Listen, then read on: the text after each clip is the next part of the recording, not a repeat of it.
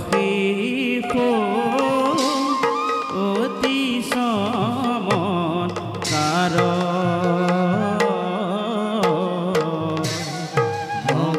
মংগেশ্বৰে দুত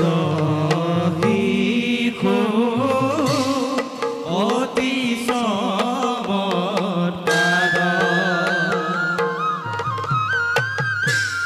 আৰে হিমতে পাইলা গয়া ভাৰ ভিতৰ ৰাম হৰি ৰাম হৰি বোলা নিৰন্তৰ ৰাম হৰি ৰাম হৰি বোলা নিৰন্তৰ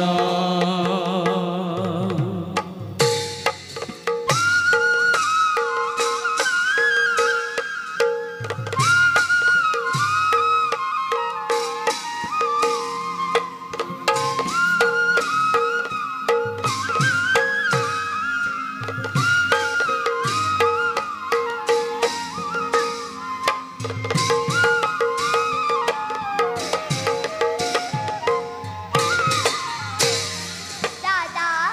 হাই আৰু ভাই হওক প্ৰহ্লাদ চোৱাচোন হওঁতে দেখিছা হাৰি হাৰি গছ লতিকা স্ফটিকৰ ঠাই যেন নিৰ্মল পানী সৰোবৰ আৰু তাত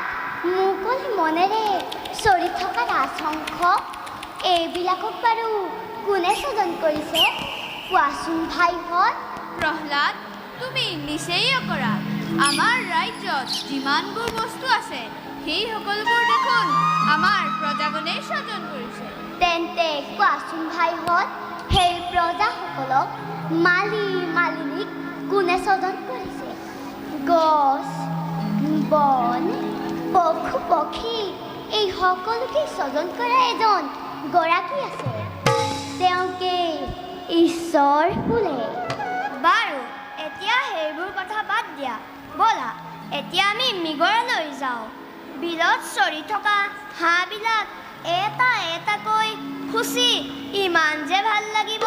নহয়নে বাৰু বন্ধুহঁত হয় হয় ঠিকে কৈছা ভাই ব'লা ভাই প্ৰহ্লাদ আমি সকলোৱে ধনুকালৈ মৃগয়ালৈ যাওঁ ভাইহঁত মৃগয়া কৰা আৰু বনৰ পশু পক্ষী বধ কৰা মহাপাপ তোমাক মোক যিজন ঈশ্বৰে সজন কৰিছে সেই পশু পক্ষীবিলাককো তেওঁৱে সজন কৰিছে গতিকে ঈশ্বৰে সজন কৰা সকলো জীৱকে নিজৰ জীৱন যেন জ্ঞান কৰিব লাগে ভাই প্ৰহ্লাদ তোমাকনো এইবোৰ কথা কোনে শিকাইছে এইবোৰ কথা চিন্তা কৰিলে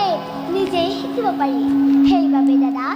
ঈশ্বৰক চিন্তা কৰিবলৈ সকলোৱে শিক্ষা লোৱা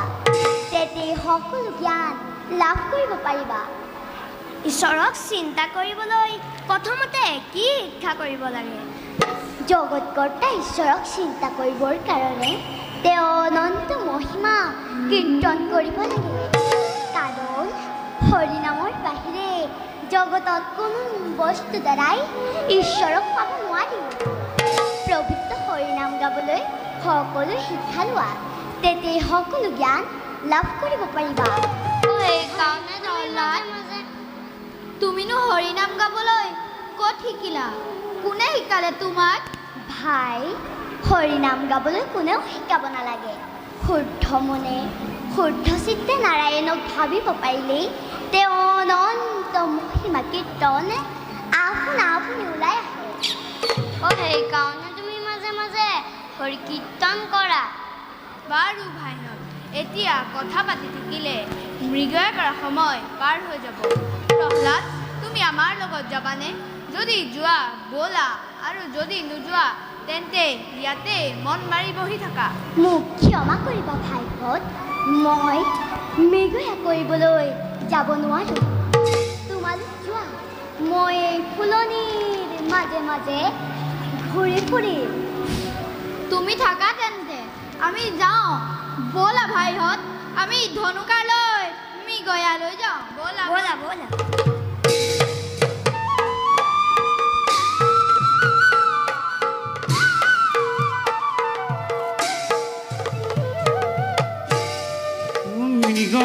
মৃগয়াৰ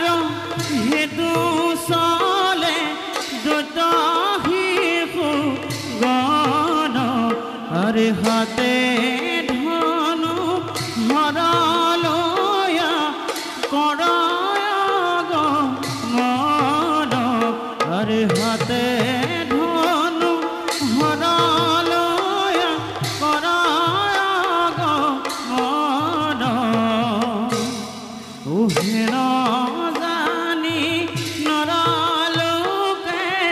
এৰিয়ান কাম আৰে পাত কচা ৰূপ ডাকি বোলা ৰাম ৰাম আৰে পাত কচা ৰূপ ডাকি বোলা ৰাম ৰাম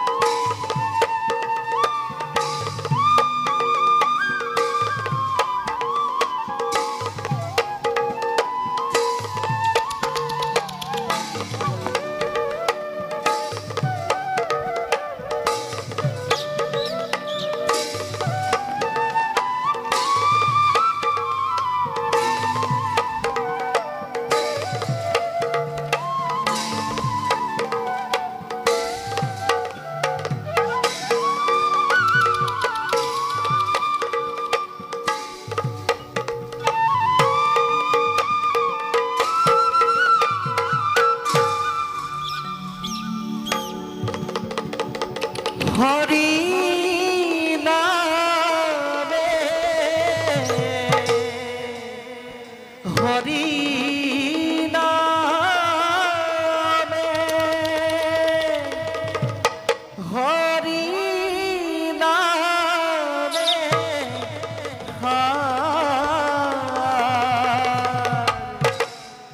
হৰি নামে কৰিয়াছে জগত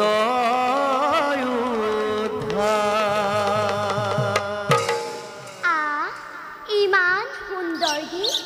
এই গীত যেন কৰবা কাহিনী বা মই শুনিছো নাৰায়ণ নাৰায়ণ নাৰায়ণ কোন তুমি সুন্দৰ বালক এই নিৰ্জন বৰণীত অকলে অকলে তুমি কি কৰি আছা প্ৰণাম মই দৈত্যৰাজ হিৰণ্যকশিপুৰৰ পুত্ৰ নাম মোৰ প্ৰহ্লাদ আপুনি বাৰু কোন আপোনাৰ মুখৰ গীত মাতবিলাক মোৰ ইমান ভাল লাগে মোকো বাৰু এনে গীত গাবলৈ শিকাবনে বাসা প্ৰহ্লাদ মই দেখে দেখে ভ্ৰমি ফুৰা এজন সন্যাসী ফকীৰ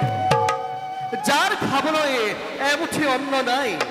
যাৰ পিন্ধিবলৈ এখনি বস্ত্ৰ নাই তেনেলোকেহে হৰিৰ গীত গাই ভাল পায়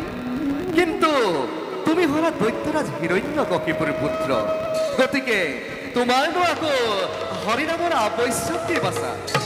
ৰজাৰ ল'ৰা হ'লে হৰিনাম গাবলৈ নাপায় বুলি আপোনাক কোনে ক'লে ৰজাৰ ল'ৰা হ'লেও হৰিনাম ল'ব পাৰে সঁচা কিন্তু তোমাৰ পিতৃ যে হৰিৰ মহাশত্ৰু বাচা আনকি হৰিনাম শুনিলে তেওঁ ক্ৰোধত উন্মাদ হৈ পৰে মোৰ পিতৃয়ে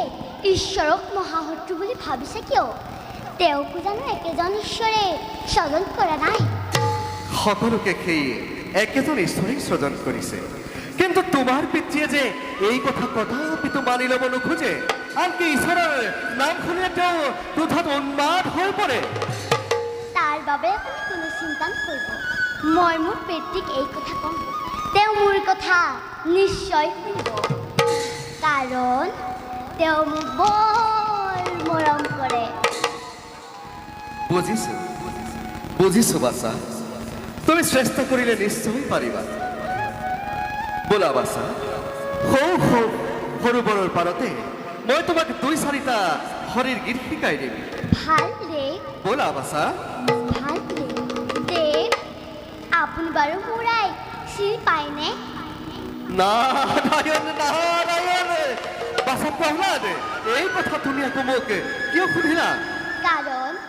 মই যেতিয়া মাতৃগৰ্ভত আছিলোঁ তেতিয়াই আপোনাৰ শুৱলা গীত মাত আৰু বিনৰ জংকাৰ মই শুনিছিলোঁ বাচা প্ৰহ্লাদ মই জানো তোমাক আগতেই কোৱা নাই যে মই দেখে দেখে ভ্ৰমি ফুৰা এজন সন্যাসী ফকীৰ কেতিয়াবা ক'ৰবাত হয়তো মোৰ গীত শুনিবও পাৰা বোলা বাচা এতিয়া পলম নকৰি সৰোবৰৰ পাৰলৈ যাওঁ ভাল ৰে বোলা বাচা